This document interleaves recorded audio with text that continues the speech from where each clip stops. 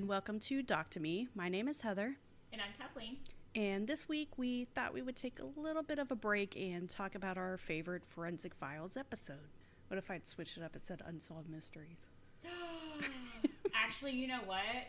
I could do like an entire TED Talk on like any episode of Unsolved Mysteries, so we would be good. I'd be like, bam, got you. The random one where the bunk bed caught on fire for no reason. Dude, that one scared the shit out of me. Wild. So I had no idea that for the first 4 seasons, the show was called Medical Detectives. Do you know what? Honestly, that name sounds familiar to me, but I did not know that it was the same show, so... I read that, I was like, I do not remember that. I just remember, like, Forensic Files was the reason why I really wanted to be, like, some kind of forensic scientist. Did I do that? No, I did not. No. I instead got knocked up and got married and, you know, all that. But it was always my dream. So, Forensic Files is an American documentary television program that reveals how forensic science is used to solve violent crimes, mysterious accidents, and outbreaks of illness, which those were my favorites. Oh, yeah. The show was originally broadcast on TLC, narrated by Peter Thomas and produced by MedStar Television, distributed by FilmRise in association with True TV Original Productions. It broadcast 406 episodes from its debut on TLC on April 23rd, 1996, until its final episode on June 17th, 2011. There were a couple specials, but it was like JFK, and I was like, no. Nobody cares. Not every case is a crime. In some cases, the investigation reveals that the suspects are innocent and that a death was an accident or suicide, which is kind of what added to the excitement of the show. Yeah. Because you can watch it, it might not. Did they? Yeah. The show's narrator, Peter Thomas, died on April 30th, 2016, 5 years after the program went out of production. I forgot who this guy was. Somebody involved with the show stated that Peter Thomas can't be replaced, which meant, you know, they're not going to revive the show ever again. I feel like that's kind of Despite saying that the program was revived for an additional season in February 2020. you know, sometimes things 5 change. years. Bill Camp was chosen to succeed Thomas as the show's narrator. So, do you want to go first? Or you want me to go? Oof. I feel like I should go first because yours is going to be better. Not necessarily. So it'll be... But I also, like... Do we need to, like, flip a coin or rock, paper, I scissors? don't care. Okay. If you don't want to go first, I will go first. Okay, I will go first. Okay, I can sit back. Okay, so I chose the case on Opa Chandler, which was season 14, I think episode 11, titled Waterlogged, which is pretty appropriate. This episode starts out in 1989 in Tampa, Florida, and Tampa in the 80s. Yeah. Just picture like big hair and all the like stereotypical 80s, you know. And it's like the late 80s too, so it's God. Oof, creeping up on that 90s stuff. So 3 women's bodies are found in Tampa Bay, and they are bound with yellow rope. They are naked from the waist down, and they are tied to 30-pound cinder blocks. So each woman is tied to a cinder block. They do not know who these women are. They have no identification on them, and they are very decomposed for the situation. They estimate they've been in the water for about 4 days. Ugh. Yeah, which is... So waterlogged? Yeah, exactly, waterlogged. They speculate, you know, because the water was hot in Florida, they decomposed faster, and they believe that is the reason why the bodies floated to the surface, even with the cinder block. The detective speculates that if the water may have been colder, who knows, maybe one cinder block might have worked. And I feel like that's something that, like, the body farm would have, like, tested out the theory on, like... Well, I could also see, like, yeah, if the water's warmer, it might decompose faster, so then the air is escaping, and... Right, which is what they were like, oh, if they had done this in like a colder area, they might have gotten away with it, kind of thing. Which always makes me think of like the Dexter Morgan, like whole, dumping bodies Yeah.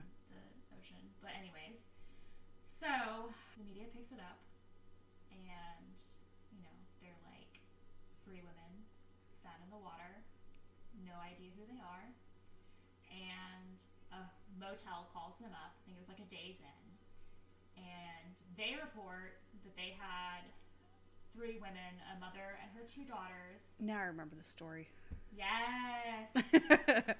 it's a big one. So they report that they had a mother and her 2 daughters check in, and they had not seen them in several days.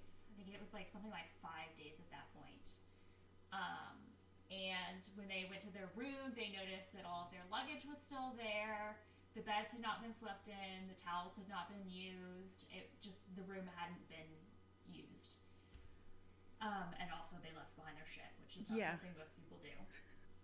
So, it turns out the room belongs to 36-year-old Joan Rogers and her 2 daughters, 17-year-old Michelle and 14-year-old Christy.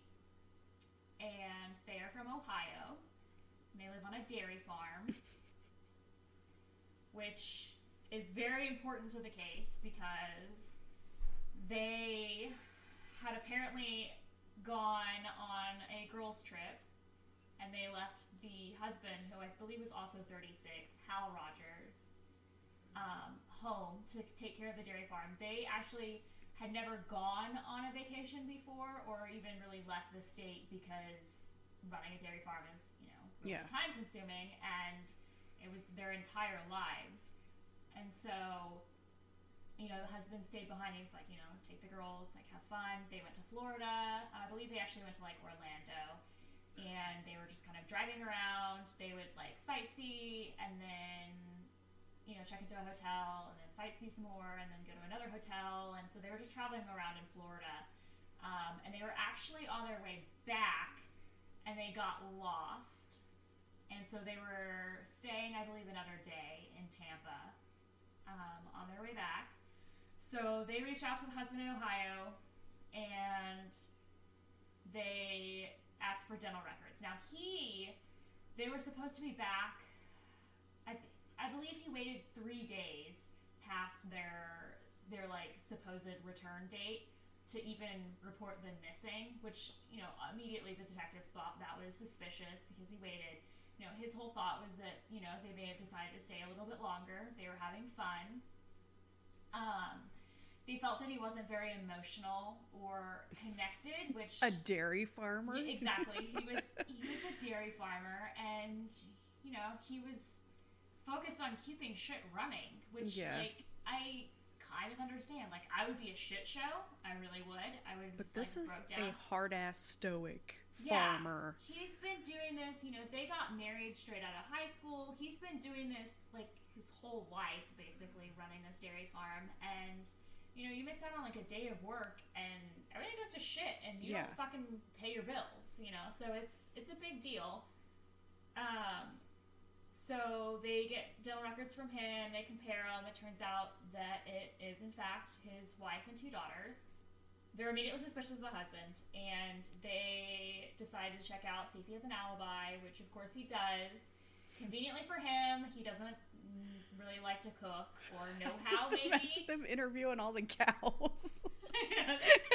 Excuse me, do you remember being milked on this day?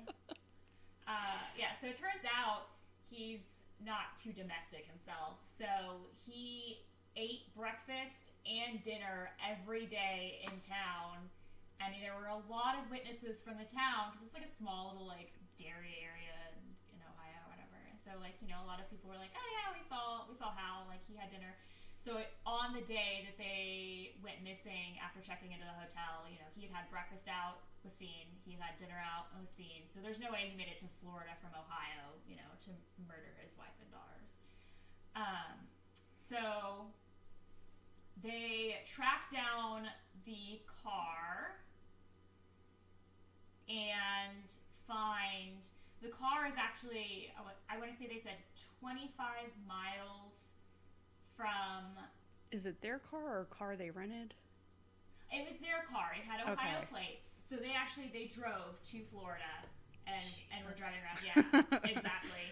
So it was their car. They tracked it down, and it was 25 miles from the bodies where they were spotted in the water, and then 1 mile from their hotel, the Days Inn that they were staying in. Okay. So they search the car, and inside they find 2 pieces of paper. There is a Days Inn notepad that has the directions to the boat launch written, and then a brief blue/WHT, which obviously is blue with white. A little note, they compare, handwriting samples, and they identify that it's the mother's handwriting. And then there's another piece of paper that is a brochure for the Days Inn, and which I didn't know that Days Inn was. I didn't know Days Inn was so fancy that they had writing notepads and brochures and stuff, but apparently they are in the 80s. So the brochure itself has directions to the Days Inn written on it, and I believe it was something like Courtney Turnpike, something had a T in it, which is important. And they compared it to the mothers and both daughters, and it was not any of their handwriting. So they immediately are like, "Oh, interesting." A cow learned how to write, and it was the dad. So they, they're like, "Okay, this is suspicious. Clearly they met someone, and whoever they met, gave them directions to their hotel, but also." They have directions to a boat launch, which is very weird because obviously they came from Ohio and they don't have a boat. So they immediately start looking for boats in the area that are blue and white. Oh God! which is basically all the boats. Yeah. They're showing the clips and forensic files, and it's just an ocean of blue and white boats. Because I can just imagine, because there's so many lakes around us, how many boats we see, and it's always white. Blue and white, yeah. Very popular shade for boats. So they find out that there is a suspicious guy who is running moonlit boot cruises. He is doing moonlit boat cruises for people. He's not licensed. He doesn't have it's not a company. It's just some guy in a boat, which pretty sus. Yeah, but it is Florida in the 80s. Exactly. As a 34-year-old in 2021, I'm like, I don't think so. But people from Ohio in 1989 from Ohio now. Yeah, Ohio now, yes. So it turns out this guy Jason Wilcox has a blue and white boat. He also has a criminal record for some shady shit, and he also lives 5 miles away from the boat dock. So, that's shocking. He seems like he'd live on the boat. It's not a boathouse, but he's made it. I agree. A boat home. A boat home. It's not a boathouse. Boathouse. It's a boat home. So then they find out that there is actually a 24-year-old female Canadian who was visiting Florida. God, Canadians love Florida. That's so weird. Who decided as a tourist to go on a, sunlit boat cruise. And she says that while on the water, the man forces her to have sex with him. And, she obviously fights back. He's trying to get her to just, comply and just have the sex Did with he really pull a Dennis? Exactly. It's the implication. Once you're out on the water, there's that implication. I'm not hurting these women. It's the implication. It's the implication. Oh so my yes, God. He takes her on a boat alone and tries to convince her to have sex with him as like some kind of like trying to force it to be consensual. I don't understand this. So he also tells her that there are sharks in the water, which like what the fuck, man. So obviously she's not going to jump overboard. She's out in the middle of the water with him. She's pleading. She's like, I'm a virgin. And like, apparently that seemed to like excite him, which is gross. Ugh. Like, ew. He basically tells her that sex is not worth dying over and eventually rapes her. He waits a while. She says that he throws up over the side of the boat, which the detective was unsure if that was because he was like so excited over what he had done that he was like sick because of all the adrenaline, I guess, or like maybe he was disgusted by what he had done and thrown up. I don't know, and the detective doesn't either.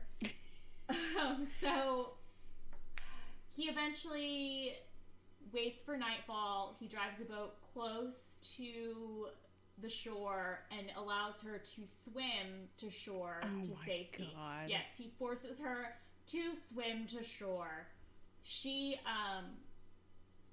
basically she went home and showered or went to the hotel and showered before she, even talked to the cops about the situation. So obviously there was no DNA. And there also was not any DNA on Joan and the two girls. They assumed that there had been sexual assault because of the fact that they were nude from the waist down. But DNA really wouldn't have been that big of a... You said 89, right? Yeah, it was 89. Yeah. So it wouldn't... they were talking about how it was like a huge disappointment that there was no DNA, but like, I mean, what were they going to know? The blood type of the person? Yeah. Yeah, it wasn't... The secretor, like non-secretor thing. Yeah, exactly. It wasn't... I don't think it was like a deal breaker. No. Like, they made it out to be more disappointing than it really would have been. Yeah. The overall, like, yeah, it made sense. Like, they were floating in the water for a long time. There wouldn't have been any DNA. There probably wouldn't have been any DNA that was, like, any way useful if she had not showered before going to the police. It wasn't, so basically they decide, okay, like, it's pretty clear that, like, someone is taking women on boat rides and doing horrible things. So they show pictures of this Jason Wilcox guy, and she's like, that's not the one. He's not the guy that did it. And he also apparently had some alibis that lined up. So he's not the guy. And I feel like I'm just like all over the place with this. It's fine. So they go ahead and have her, meet with a forensic artist or whatever, and they come up with like a composite sketch of the suspect who did in fact take her on the boat and rape her. And it kind of just like they got so many leads, they said, that like it was really hard to weed through all of them, and it kind of just went nowhere. It fizzled. 3 years go by, they have not solved this, and they decide to take their only real lead that they have, which is the little Days Inn pamphlet with the directions to the Days Inn written on it in what is obviously not the wife or daughter's handwriting. And they make billboards. They put 5 billboards up around the area in Tampa, and, the handwriting is pretty significant. They said especially because there was a capital T in the middle of the word, and it was always a capital T. There were 4 different Y's, and each one was written different, slightly different, but also still very similar. So yeah, they're like, we don't know what else to do. Smack up some billboards, and a woman happens to be driving by, see one of the billboards, and say, holy crap, that handwriting looks familiar. Turns out it looks like the handwriting of a contractor that worked for her. Oh, God. Yeah. That's scary. And I'm just kind of shocked that the cops even spent the money to put not only a billboard, but 5. Yeah. I was amazed. 5 billboards with, like, I think it was a $10,000 reward. And bam, this lady just calls seems like up a and lot she of says, effort. she goes home, she rifles through, she pulls out the receipt from the contractor and looks at that compared to the billboard, and it pretty freaking, like, even just the naked eye, it's a damn match. So what was it, like a home contractor? Yeah, she had had some work done. Oh, yeah. that is scary. And she even talks about how he didn't really look her in the eye. He was kind of weird. She felt he was really shifty, which is not something you look for in a home contractor, like, at all. I mean, it sounds like me, but same. I'm Same, not but in I other also- people's homes. Exactly. I don't also try to, like, be personable. Yeah. So yeah, she goes to the cop. Turns out it's, I believe he was 43. His name was Oba Chandler. He was married and had 8 children from 7 different women, which I was like, holy shit, like, that's a lot of commitment. He also I guess lack of commitment. That's why there's so many different mothers. Yeah, a lot. But I mean, commitment to having, like, 8 kids, like, that's a lot of, like, parenting. Like, Just shit. snip it, something. Yeah, like, I've only got 2, and, like, that's a lot of work. Like, 8 just seems so troublesome. Yeah, but I don't think he's in their lives a lot. That's probably true. So he also has a criminal record with 2 previous sexual assaults, which immediately is, like, a huge red flag. And he lives within 1 mile of the boat ramp. Ding, ding, ding. So they compare his handwriting with the, forensic specialist, the handwriting analysis, and, they're like, this matches. But it's not really enough to, like, convict him. Just like, Yeah. hey, we've got, like, his handwriting on a pamphlet. So they bring in the first victim, who escaped with her life, just barely. And they show photos, like a little photo lineup, a 6-pack, if you will. A 6-pack? A 6-pack, if you will. And she immediately, reacts to his picture and says, this is the guy who raped me. And she was apparently very eager to get him in live for a lineup, and they did. And she immediately was like, that's the guy. He definitely was the one who raped me.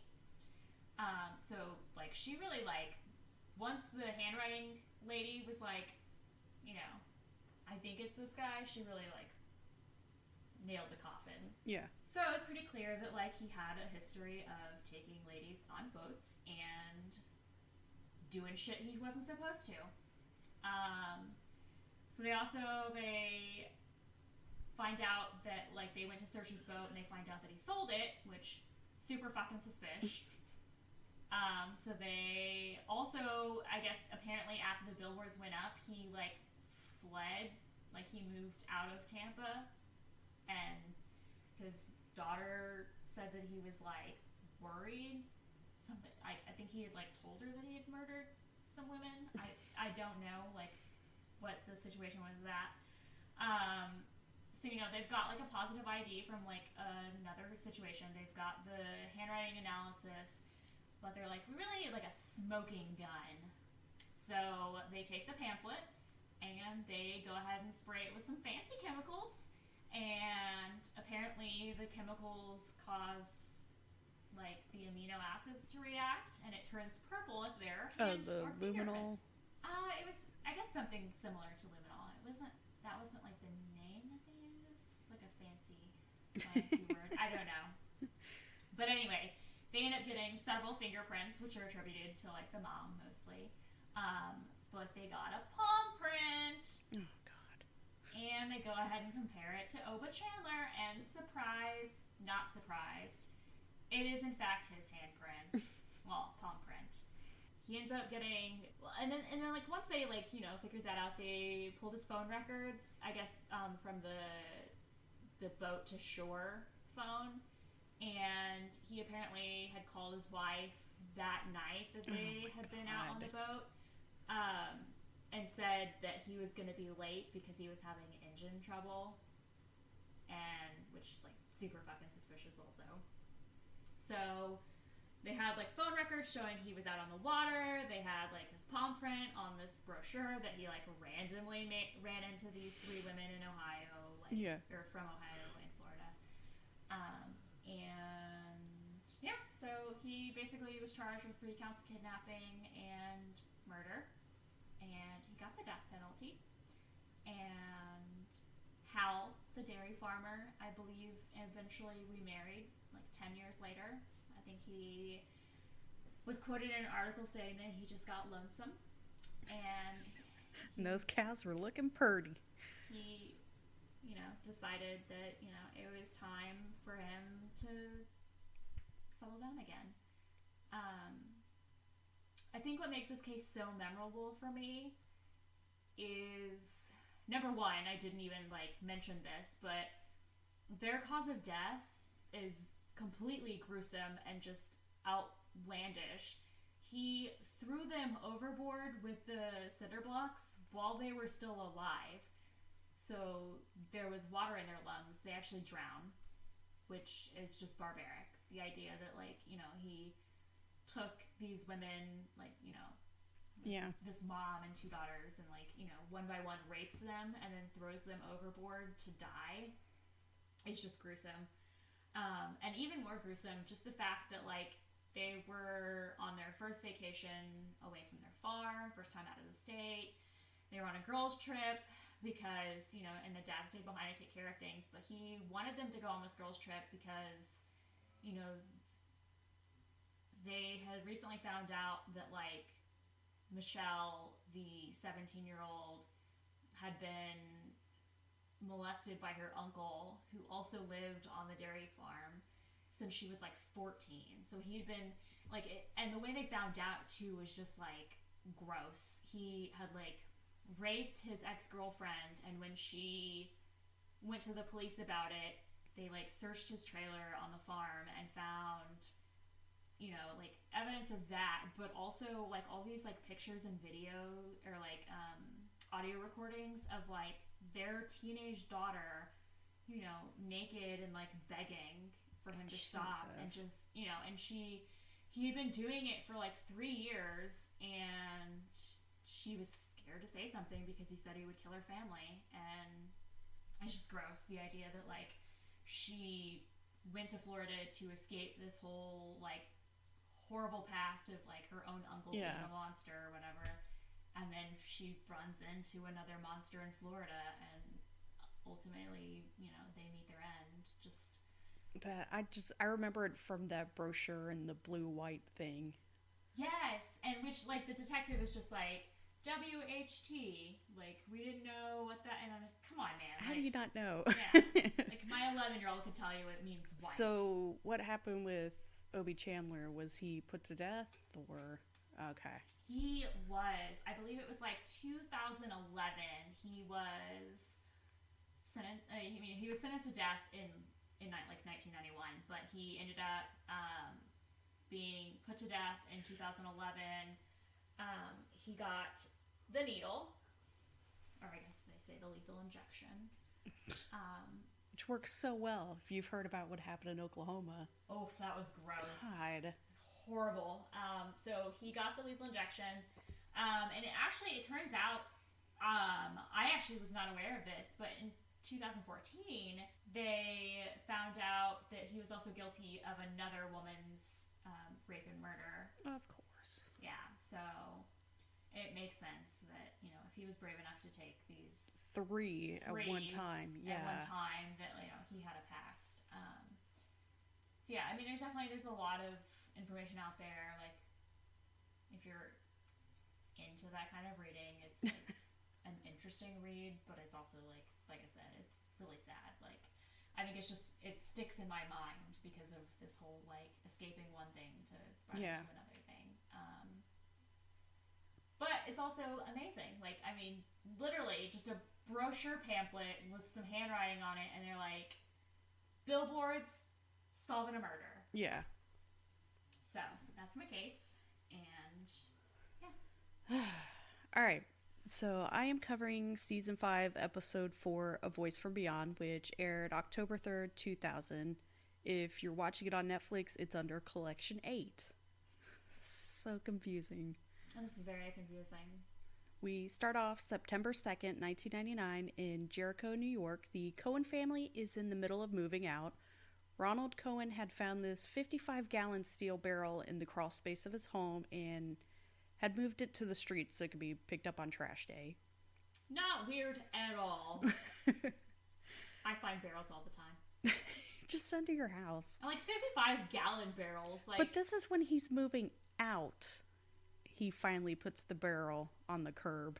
That's why I was wondering if maybe like new owners were like, hey, we're going to buy the house, but you got to get rid of this thing. I know this barrel has been here for a really long time and it's like part of the house now, but like, I don't really want it. I know the house needs a new roof, but we'll ignore that if you get rid of this creepy ass barrel. Yeah. And also, he hauled the barrel himself. It's like a 55-gallon barrel. I don't know. Like, I'm assuming because later they show pictures of it and it's on a dolly, so maybe he got a dolly. I don't know. I don't know how he moved this barrel. Super weird. So, yeah, the trash collectors are like, fuck that. It's too heavy. They leave a note on it for him. Like, they took the time to leave a note. This is call for special pickup. Like, we're not dealing with this. That's nicer than my garbage men. They would have just kept driving. Yeah. The Cohens have lived in this house for 9 years, and the barrel's been in the crawl space when they bought the house. For some dumb reason, after all these years, Ronald finally decides to see what's in the barrel. Who has a barrel in their crawl space for 9 years and doesn't get, like, curious? I do not want to open a barrel. I would immediately just call the police. I'd be like, hey, there's, like, a weird barrel in my Because anytime we hear about a barrel, there's a body in it. Oh, yeah. First of all, as someone who works in a line of work that involves barrels, I have to say that those barrels can be pretty expensive. Yeah. Like, you don't just, like, toss them around. We like to have those barrels back. Unless you're in the woods and you burn trash in it. But even then, there's a chance you're going to look in there and see a bone or something. I thought you were just anytime you look in a barrel, just know. There's probably a dead body. I honestly, like, anytime I look at a barrel, I'm like, that's a dead body. It's like when you see a black trash bag on the side of the road. That's a body. There's a body. And I love the reenactment they show of this. It takes this old man way too long to open the barrel. It's like they didn't give him any, like, we're just shooting this once. He's never opened a barrel in his life. Yeah, so he is struggling. They didn't give him any cues or anything like that. Did he at least have a crowbar? Was he opening it with his fingers? Was it like there was a crowbar, but he had, like, still a little screwdriver? Like, they should have, like, done it a couple of times to kind of loosen it up. Oh man, because he struggled to get this thing off. So Ronald gets this fucker open and is hit immediately with decomp smell. Surprise, surprise. And he sees a human hand just floating in it. Ugh. I mean, I'm not surprised, but ugh. And a lady's shoe, as the narrator says. Oh no. So he calls the cops, and the barrel's sent to Nassau. That's what it is, right? Nassau, yeah. Nassau County Morgue. They show a picture of the barrel, and fuck that. There's no way I would buy a house that had a barrel that looked like that. What if it was like $100,000 cheaper than all the houses in the area? That's fine. I'm not opening the barrel, though. I'll just call the cops. Okay. I'll pay somebody $50 to open it. I don't want to open it. Honestly, in this housing market, I'd kill to find a house that had a barrel in it. I'm just looking through listings, see if there's a barrel. Did anyone die here? See, that I don't care about. I don't want to see a body. I don't care if somebody's died in the house. I can deal with that. Yeah, I don't want to see the body. I'm not bothered by that. But if it'll knock a couple, grand off my house. Yeah. I don't care if it's a murder house. I don't want to see a body. I don't care about a murder house. Honestly, I would tell everyone I lived in a murder house. Yeah, I'm fine with that. House, it's a murder house. I got a great deal. So, anyway, the barrel's terrifying. So the police extract all the contents of the barrel and find a woman's body, obviously, some plastic pellets, a green plastic flower stem with leaves, a woman's pocketbook, and it's all been submerged in some mysterious brownish green liquid. Ew. I guess they couldn't say, like, body fluid goop. That's what I was thinking it was. Like, I'm just imagining, like, episodes of Bones when they're, like, sifting through, yeah, because then they also have, like, the Foley effect of that. Like, it's never just liquid pouring out. No. So the body showed 10 different laceration injuries to the head, which that seems intense. Excessive, yeah. Yeah. It's a bit much. The skull is just absolutely shattered. Sir. They figure out that it was a 5-foot tall Hispanic or white woman between 20 to 30 years, and they have no identification because the pocketbook was destroyed by the goop. And the worst part about all of it is she was very, very pregnant with the baby boy was almost full term. Jesus. She also had 2 rings and a locket found on her body. So the barrel is nice because it has a number code on it. Which can be tracked. The police are able to trace it to a chemical company in Linden, New Jersey, where the drum was manufactured in 1965. The cops start looking into the previous homeowners. Ronald Cohen and the previous owner all say it was there when they moved in. Which, I mean, I would also be like, that was there when I found it. And I love the previous owner said he didn't open it because there were chemical stickers on the barrel. It was in your house, bro. I guess Ronald just didn't give a fuck. Like, if it's not leaking, maybe it's not your problem. These people, like... It's heavy and it's not leaking. There's chemical stickers. I don't know what you want. I want it not in my house. That's what I want. Super weird. So they go back to the pocketbook. It contained some papers and an address book, which at this point they said the paper was like pulp. Oh yeah, I'm like actually picturing this episode and like the papery like. And they show the goo a lot too. Yeah, like I'm visualizing this, and yes, it's like pulp. They sent it to document analyst detective Big Eyes Joan Furtner. Love the name. Which made me laugh. Is that her? Fartner? Oh no, Furtner. Is that the street name? I guess. Big Eyes? Big Eyes. She had big eyes. She was just shocked about everything. She puts evidence in a forensic drying cabinet. That was their words. So, just like a drying cabinet, right? I don't know. Like, there's not a more, like... I'm picturing, like, you remember in, like, art class in, like, elementary school when we would, like, make the paper? Like, we would make our own paper. Oh, yeah. I was thinking of the ones we would have in our cooking class. Like, we would put the bread in, like, the humidifier thing, but the opposite of that. Oh, yeah, maybe. I wonder, we need to find out which one it is. Because I just remember, like, the this art is teacher, just what they said. Like, it was, like, the, you know, like... Yeah, I remember the that. Grady type material. Yeah. So, like, you put the paper, like, the and mushy put, like, paper glitter on it. in there and stuff. Yes! I remember that. God, that was my favorite God, part I forgot of about art. that. We gotta find out how to make our own paper. So, once it's dried, they look at it with video spectral comparator. They'll use a big word for this. It's not or just the VSC, if you're short on time, which uses the infrared lights, which make it easier to see writing with the naked eye, which made me laugh because I thought, did you ever watch Pee-wee's Playhouse? Of course. There was a joke where he was like, oh, you can look at it with the naked eye. Ah, don't look at my eye, it's naked. Like, that dirty, dirty man. that show was great. It was a classic. It's amazing that they're able to pick up any information from these pages, considering they've been in liquid for 30 years. Yeah, that's insane.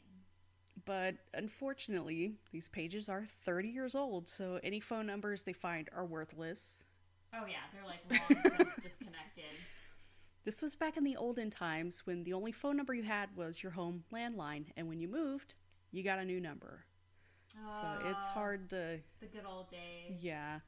So they know this barrel is from the 60s, so they looked at who owned the home during that time. Howard B. Elkins not only owned this home during the question time frame, but he also co-owned Melrose Plastic Company, which made plastic plants and trees. You remember the plastic flower stem they found? That bastard. So I'm no detective, but I think there might be a connection. In 1972, he sold the company and home and moved to Boca Raton, Florida, with his wife. So, hey, back in Florida. How dare he retire to Florida? In Boca, like, just pick something new. So the barrel had contained green liquid that was used for dye and hadn't been manufactured since 1971. Probably because it was toxic. So it really narrows down of when this could have been used. It's all super obvious that Harold had something to do with this. It doesn't help that the police get an anonymous tip that Harold had an affair with a Hispanic woman who worked at the factory. What a fucking stereotype. So the cops fly down to Boca to talk to Harold, who admits he had an affair, but doesn't remember the woman's name or what she looked like. You bastard. Bro, come like, on. You definitely remember. Like, you're sleeping around on your wife. Like, you definitely remember what she looks like. Don't know and what she looks name. You can remember every name of every person I've ever slept with. Maybe not last names, but first names, I know. Yeah, exactly. So, and I'm classy. I'm probably like a good solid 80% on last names, too. Like, again, I'm classy. I know what they look like. I could pick them out of a lineup. I know what they look like. So he asks the cops to leave, and one of the cops tells him, fine, but we're going to get a court order for your DNA so we can test it against the babies. Why tell him this? Just leave. Seriously. I don't understand why he would do this. Yes. So, of course, the next day, September 10th, 1999, I will say they solved this rather quickly. They move fast. Yeah, because September 2nd's when he opened the barrel. Or I guess the next day, the 3rd, he opened the barrel. So, I mean, it's a week. They're moving quick. But, to be fair, those barrels, like, really are, like, very traceable. Like, it just... I will also say the quality of the barrel is good. That all the stuff stayed in there for over 30 years. And dude, those things are made to last. Leak. That is why they are not so cheap. So, right, September 10th, 1999, 7-year-old Harold is found dead in the backseat of a neighbor's car. What the hell, from man? A self-inflicted gunshot wound. Dude, if my neighbor shot themselves in my car, I would be so livid. That is messed up, bro. Did he not have his own car to commit suicide in? It was a shotgun he had purchased at Walmart that day. No surprise. Like, why the fuck do you have to kill yourself in someone else's car and fuck up their day? Like, Could you imagine, like, bye, honey, I'm gonna go to work now. I'll see you later. Da-da-da. Oh, my God. Like, what the hell? I don't Who does that? I don't think there's ever been a situation where someone's like, hey, how did he get in the car? Well, not everybody locks their cars, I guess. I'm too suspicious. I don't trust anyone. So, of course, now the cops can test his DNA all they want, and not surprisingly, he's a match as the father of the baby. And you can tell this show is old because they spend plenty of time explaining DNA and how it works. Which, like, everyone knows now. Yeah. So, crime is solved. Except we still don't know who the woman is. They're still trying to work on the address book, and they do find Harold's information in it, which at this point you don't really need. They also found a permanent residence card, or a green card, that belonged to 27-year-old Reina Angelica Marroquin. They also find a phone number for Kathy Andrade, who was still living in the same apartment after 30 years. That's incredible. And confirms it's her friend Reina. Kathy tells the cops that she knew Reina was pregnant and that the father of the baby was already married with 3 kids and had no plans of ditching his wife to be with her. What a bastard. Reina was angry about this and called the guy's wife to tell her about the affair and pregnancy, which not cool. Oh my God, the wife knew! The wife knew. And once the guy found out about the phone call, he threatened to kill Reina. The next time Kathy went over to her friend's apartment, it was unlocked and empty. Kathy reported the disappearance to the cops, but of course, they didn't do anything. Oh, no. Maybe she's out shopping, is what they said to her. For 6 years. Women be shopping. We do be shopping, though. Kathy never knew who the married man was, so there wasn't anything she could do. All she could do is say she's not here. That is insane.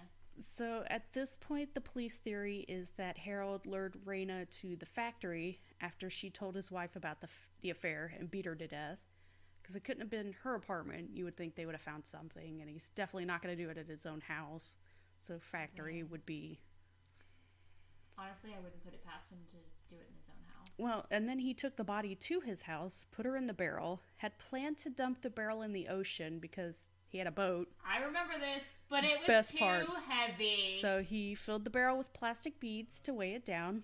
Unfortunately for this fucking idiot, the barrel was way too heavy at 350 pounds. I remember that part. So he just shoved it in the crawl space in the basement and just hoped no one would ever find it. Which is funny because all the other homeowners knew about the barrel. He just got lucky it took so long for one of them to open it. I am amazed that not only did he keep a dead body in a barrel in his own home, but like he sold his house with the barrel still in it. Yes, the house went through several owners. Like, typically when you commit a murder and you have the main part of the evidence in your house, you don't sell your house like ever. Like, he should have died in that home and had the... Gotta go to Boca, baby, come on! I'm appalled with that. Like, he couldn't spend 5 extra minutes to, like, get a dolly and wheel that shit out. It went through several owners before somebody opened it. You know, people are really lazy. Because he's like at 70 at this point, thinking, oh man, I'm getting away with it. And he did. Goddamn Ronald. Fucking bastard. And so now we get to an absolute saint. Oscar Corral is covering the story for Newsday and decides to fly down to San Martin in El Salvador to find Reina's family. He finds her 95-year-old mother, who had no idea what happened to her daughter for 30 years. Could you imagine, like, as a mother, just, I mean, that's like a... And this sweet man, not a cop, he's just writing a story about her daughter, decides to fly down there to let the family know.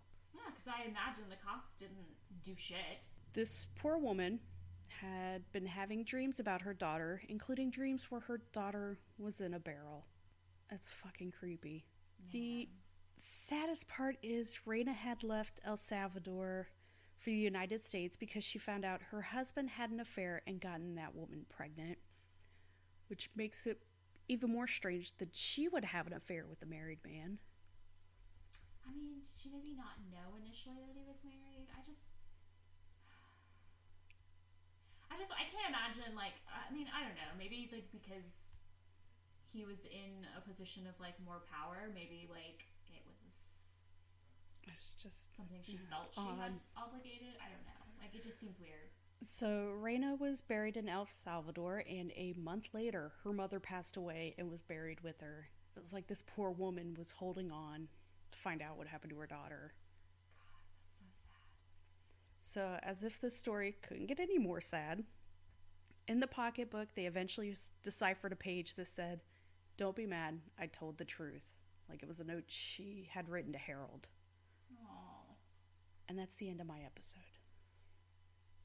Man, I thought mine was depressing because it was like... This one, there's no justice. There is no justice. And it's a dead baby. Mm-hmm. Good Lord. But also, people, don't put dead bodies in barrels, okay? Those things are heavy. The barrel was 350 pounds. I just can't believe that at no point he was like, I'm going to get a dolly and wheel this thing out and dispose of it. But instead, I'm going to leave this very traceable barrel with my company's information and, you know, just leave it in my home. But also, I'm going to sell my home. It's just... Do you know how many people live in their home until they fucking die and the dead body is found?